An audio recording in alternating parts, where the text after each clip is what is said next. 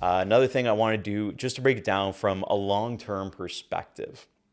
Now, if we look at it over 30 years, if you take your rent that you're paying 2120 over 30 years, let's say you somehow never had a rent increase in 30 years, you make about $763,000 in payments over the course of that. Okay, so that's money out of your pocket, $763,000 out of your pocket.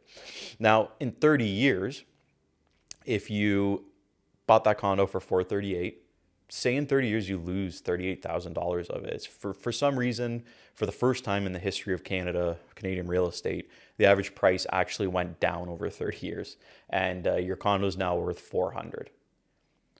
It doesn't really matter. Like, I know you're paying the extra $1,000 in a month, and I think over 30 years, like, we're assuming everything's all the same. Like, your rate hasn't changed. You're not paying less now. Fees on. We're just assuming everything's constant here.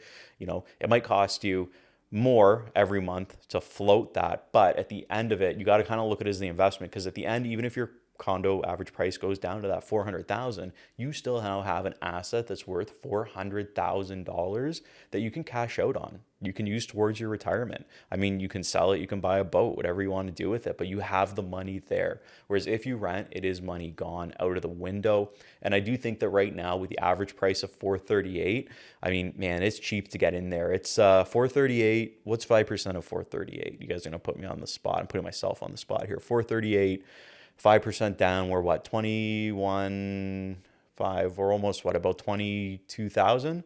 Just for 5% down on that, just below, just under 22,000 to do that. So, I mean, when you have closing costs and everything, you're about 30,000 a month in, or not 30,000 a month, so 30,000 total to put down to close on a condo like this. So that is very, very low entry level pricing to get a 1-bedroom condo and start investing in your future and building that equity.